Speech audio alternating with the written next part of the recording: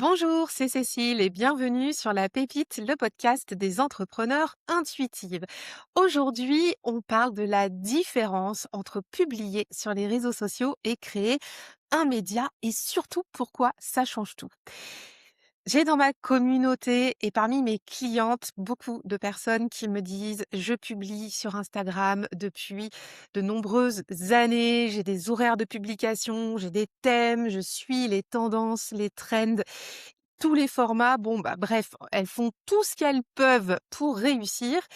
Malgré tout, il y a rien qui se passe vraiment, c'est-à-dire qu'elles restent dans le truc de publier. Il y a des réels qui performent ou des publications qui performent, mais pourtant ça accroche pas comme ce qu'elles espéraient. Et donc c'est ce qu'on va voir aujourd'hui. Si le problème, c'était pas le contenu, mais plutôt l'endroit où on publie et plutôt la manière dont on investit les réseaux sociaux. Donc c'est pour ça qu'aujourd'hui, on parle de cette différence entre publier sur les réseaux et créer un média et je vais te montrer pourquoi ça peut changer la donne et pourquoi tu devrais aller sur cette option-là. Première vérité, c'est que les réseaux sociaux ne t'appartiennent pas. OK? Si tu vas sur LinkedIn, sur Instagram, on peut te supprimer ton compte du jour au lendemain et tu peux te retrouver sans rien. Donc si tu investis ces réseaux-là, vraiment dis-toi que ça peut t'arriver. Je connais des gens à qui c'est arrivé et c'est la grosse catastrophe. Il y a aussi un autre truc avec les réseaux sociaux, demain l'algorithme change. C'est-à-dire ça on le voit beaucoup sur Instagram, un jour c'est les carousels, un jour c'est les réels, un autre jour on va te dire faut faire des vidéos de 10 secondes, une autre fois des vidéos de 30 secondes. Bah, en fait, ça fait repartir à zéro tout le temps. Et par exemple, les personnes qui ont tout misé sur, un type de stratégie, quand l'algorithme change, elles sont obligées de se réadapter. Le contenu des réseaux, c'est aussi un contenu éphémère. On consomme, on oublie pendant 24 heures. Tu sais, moi, c'est ce que j'appelle le contenu snacking, snack content et et ça, finalement, ça oblige à rester sur des tendances qui ne peuvent pas faire, durer ta machine à contenu sur le temps. Tu risques de t'épuiser si tu fais ça tout le temps. Ça peut être sympa de le faire de temps en temps parce que tu aimes bien une trend, parce que tu aimes bien une musique ou tu aimes bien un style de réel que tu as vu ou de carrousel. Mais par contre, nous ici, dans l'entrepreneuriat, on est là pour être sur le long terme, pour pouvoir faire perdurer l'activité, la création de contenu et donc ça, ça peut pas durer parce que quand tu es sur du contenu snacking, les personnes qui vont te voir dans leur feed, elles scrollent et au final, tu es du consommable et tu es oublié aussi vite qu'on t'a vu. Si on considère que le contenu devient un média, là, ça change tout. Le contenu sur un média, c'est référençable, c'est trouvable. Ce contenu travaille pour toi après sa publication pendant plusieurs semaines, plusieurs mois, plusieurs années. La distinction fondamentale qu'on fait ici entre le réseau social et le média social, c'est que le réseau social, on reste sur du contenu de tendance, du contenu de divertissement. J'en ai parlé sur le podcast la semaine dernière. Je te mets le lien pour que tu puisses le réécouter ou le revoir si ça t'intéresse. Et le média social, là, c'est là où tu crées ta chaîne télé, ton journal, ton point de rencontre avec ton audience et c'est ça qui peut changer tout. Le réseau social, c'est Instagram, TikTok, LinkedIn. C'est du contenu snacking, on vient d'en parler. La portée, elle est éphémère. Alors oui, je sais, tu vas me dire si tu utilises LinkedIn. Oui, sur LinkedIn, on a des posts qui peuvent remonter jusqu'à 2 ou 3 semaines. OK, mais après, c'est fini. Et ça reste quand même de l'éphémère pour moi. Et puis surtout, on dépend de l'algorithme. L'algorithme fait ce qu'il veut, on le voit, vraiment régulièrement. Est-ce que tu es capable de me dire, depuis 3 ou 4 ans, toutes les tendances, toutes les trends, tous les changements qu'il y a eu sur ces réseaux sociaux-là?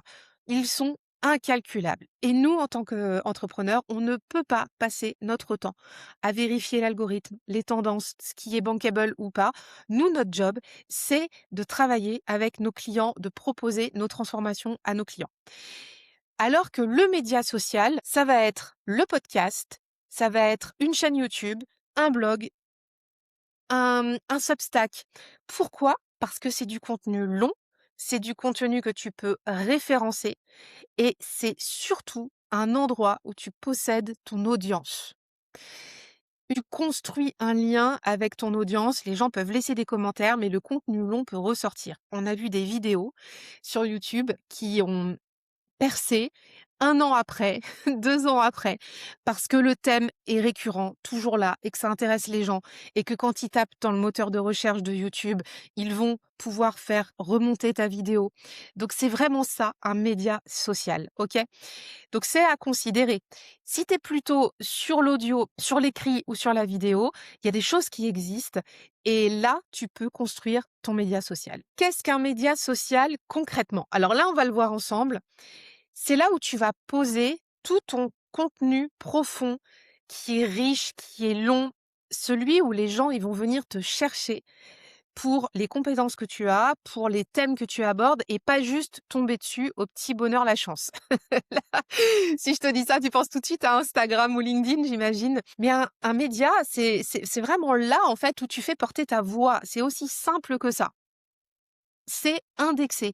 Il y a du SEO, donc du référencement naturel. Pour le podcast, on appelle ça le PSO.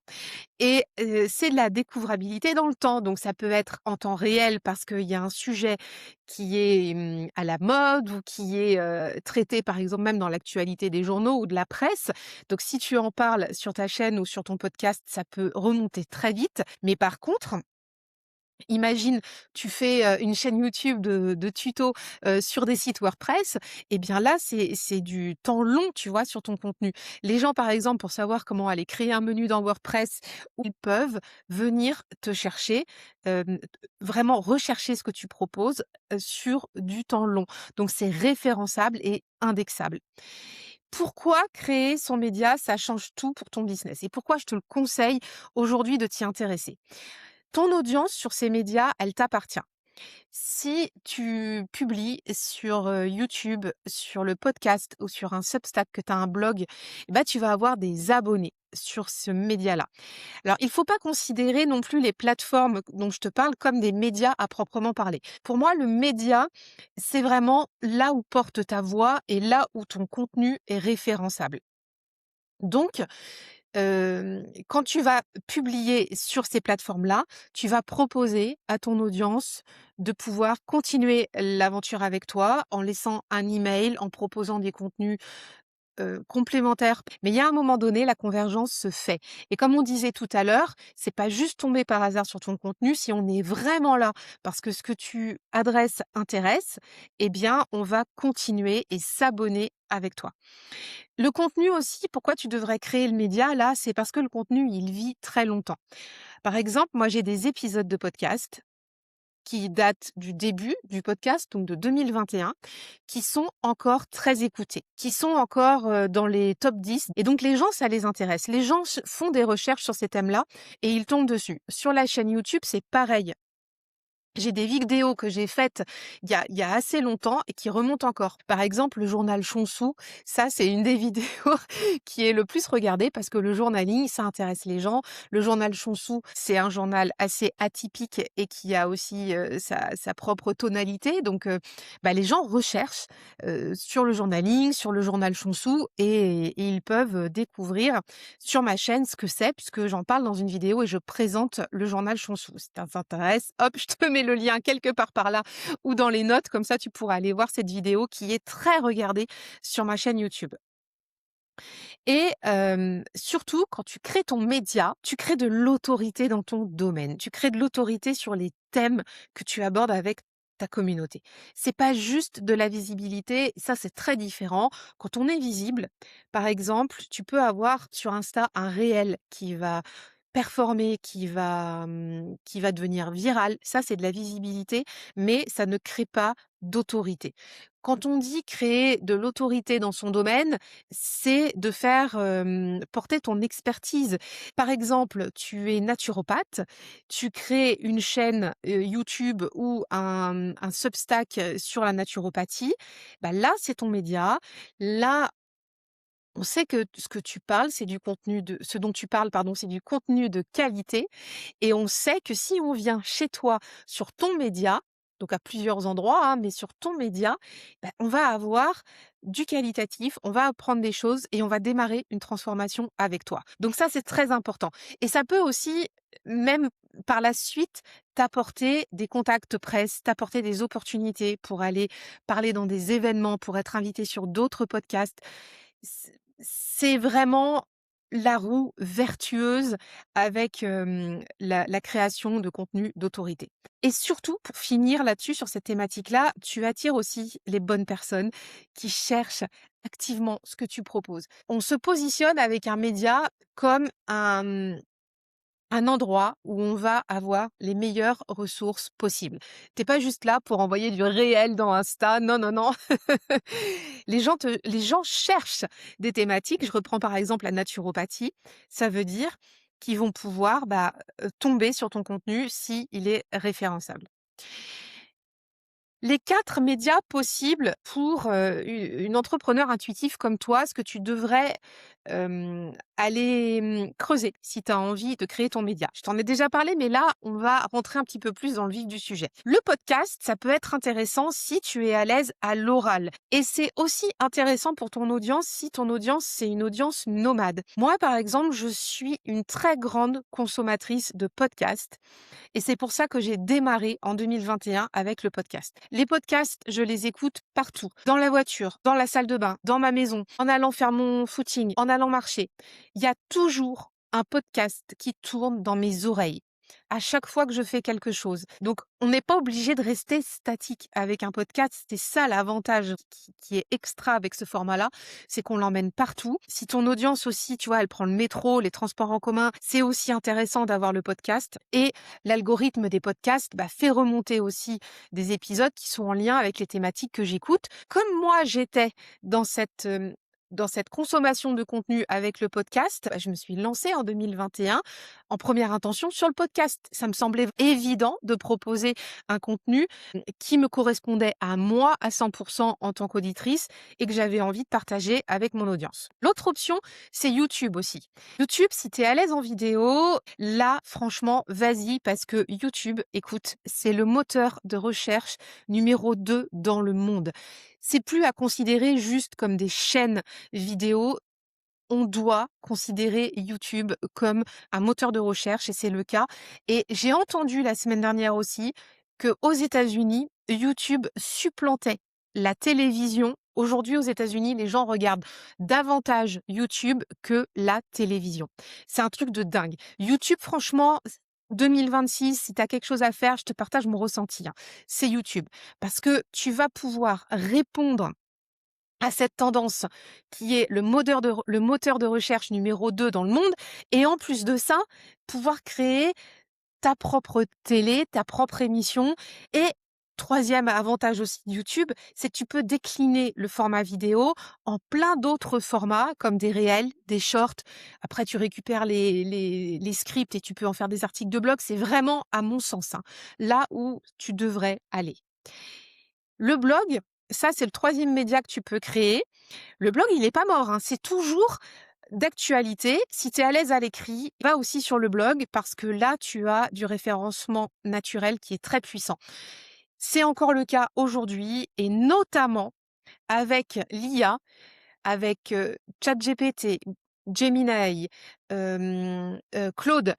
Ils ont tous des indexations à l'intérieur de leur moteur de recherche à eux et quand tu positionnes bien ton blog, ça peut remonter dans les recherches des IA. C'est très pertinent. C'est à considérer.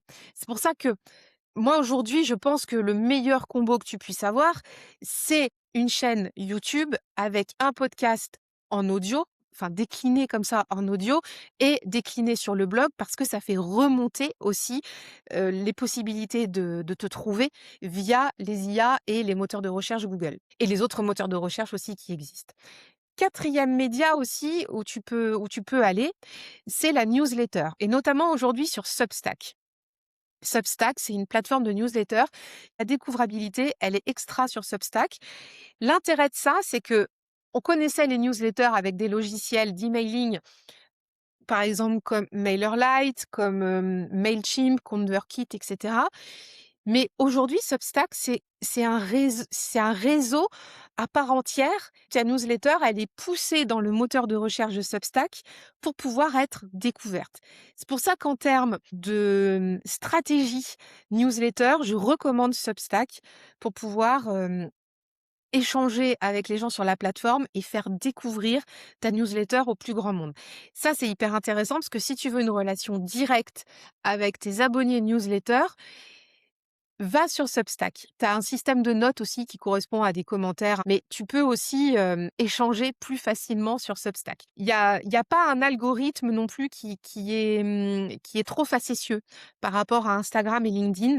L'algorithme de Substack aujourd'hui est assez vertueux dans le sens où plus tu publies du contenu qui intéresse les gens et ce qui est recherché, plus tu vas remonter dans les propositions de Substack. Donc c'est plutôt sain. Les gens, en fait, attendent du contenu long sur Substack et ça fait du bien. Ils veulent du contenu qui leur apporte du traitement de fond au niveau de l'information et et du coup, ça laisse la place à des vrais newsletters riches et rédigés avec intention et avec le vrai cerveau des gens aussi. Il y a pas trop d'IA sur Substack, en tout cas je le ressens pas comme ça et donc c'est une vraie plateforme à considérer et à investir pour la découvrabilité. Voilà les 4, plateformes possibles pour aller créer ton média. Maintenant, comment choisir ton média pilier? Encore une fois, le média pilier, c'est là où tu fais porter ta voix. Ton média, c'est ta télé, c'est ton émission radio, ton journal, tu vois? Mais la plateforme que tu vas choisir en première intention, où est-ce que c'est le plus fluide pour toi? Où est-ce que ça matche le plus? Qu'est-ce qui te fait plaisir quand tu ouvres ton ordinateur pour aller créer ton contenu? Est-ce que c'est de la vidéo? Est-ce que c'est de l'audio? Est-ce que c'est de l'écrit? Déjà, on va se poser ces questions-là. Donc, si c'est de la vidéo, franchement, mon conseil numéro un, c'est YouTube, t'as compris. Numéro 2, le podcast, si t'es sur l'audio, tu peux juste rester sur l'audio aussi, mais je te conseille quand même, là, en 2026, d'aller créer du podcast vidéo parce que, il y a beaucoup de choses qui changent en ce moment sur le podcasting et j'ai vu aussi là, la semaine dernière que Spotify avait créé un système de partage de podcasts sur sa plateforme et ils ont aussi mis en place le podcast vidéo sur la plateforme donc ça aussi c'est à considérer. Et puis le 3e critère à considérer, c'est quel format pour toi te permet de créer le plus en profondeur, d'apporter le plus de matière dans ce que tu veux proposer dans ton contenu long et surtout sans t'épuiser. Ça, c'est le fondamental pour moi. Qu'est-ce qui est facile à faire pour toi? Qu'est-ce qui se passe quand tu ouvres ton ordi, quand tu prends, tes idées, que tu les mets et tout? Où est-ce que tu as envie de lancer le truc? Moi, tu vois, là, je suis en vidéo pour le podcast. Pour moi, c'est assez sympa parce que je t'imagine derrière la caméra, c'est comme si on était en train de prendre un café ensemble, on discute et puis je sais qu'on est dans le partage et dans l'interaction. Donc moi, c'est OK d'aller, là-dessus comme ça. Donc il faut que tu sois à l'aise. Si pour toi, la vidéo, c'est rédhibitoire, eh bien, c'est peut-être pas là où tu dois aller. Donc tu peux commencer par un Substack, par un blog. En tout cas, tu te dis que ton média pilier, ça va être l'écrit. Donc c'est OK. Il y a plein de choses à faire à l'écrit. Tu es pas obligé d'aller en vidéo. Maintenant, quel lien on fait avec les réseaux sociaux? Quand on part, du principe qu'on va créer son média pilier. Dans cette configuration-là, les réseaux sociaux, ils disparaissent pas, bien au contraire. Ils deviennent des canaux de déclinaison. Par exemple, comment je considère moi mon média pilier? C'est le podcast vidéo que je publie sur YouTube le mercredi, que je publie en audio sur toutes les plateformes d'écoute, pareil le mercredi. Et ensuite, les réseaux sociaux sont déclinés. Je crée une fois pour mon média et je décline en contenu snacking sur les réseaux sociaux. À partir de la vidéo ou du podcast que tu écoutes aujourd'hui, il va y avoir 5 réels pour Instagram, 5 shorts pour YouTube, un post sur Substack pour relayer le podcast de ce jour, un post sur LinkedIn aussi et un post sur Instagram aussi pour relayer le podcast. Donc tu vois, on a plein de contenus qui déclinent. J'ai aussi mis en place un système d'épingles sur Pinterest pour pouvoir renvoyer vers l'article de blog qui aura été décliné de ce podcast vidéo. Donc, c'est assez conséquent, mais le contenu, il est créé une fois, puisque cette vidéo de podcast, elle est positionnée comme le média pilier. Et c'est ça la méthode COP. C'est ça d'avoir son média pilier, ça fait porter ta voix, ça fait porter ton message, tu te crées l'autorité et la méthode COP te permet de décliner. La méthode COP, on l'a vu la semaine dernière dans le podcast, c'est Create Once, Publish Everywhere. J'enfonce le clou là parce que c'est vraiment le truc que tu dois faire cette année si tu veux créer ton média et si tu veux décliner tes contenus sans te cramer. Maintenant, qu'on a vu ça, ce que je vais t'inviter à faire à la fin de cet épisode, c'est de poser le cadre pour toi. Si ton Instagram disparaît demain, eh ben, tu aurais quoi concrètement? Qu'est-ce qu'il te resterait? Et qu'est-ce que tu vas créer comme média pilier pour te sécuriser dans ta création de contenu, pour créer ton propre média à toi et pour choisir quelle plateforme, long format, long terme, tu vas investir maintenant. C'est super important de te poser cette question. Je te le rappelle, les 4 plateformes où tu peux aller créer ton média, ça va être YouTube pour la vidéo, ça va être le podcast audio, ça va être le blog et aussi Substack, d'accord?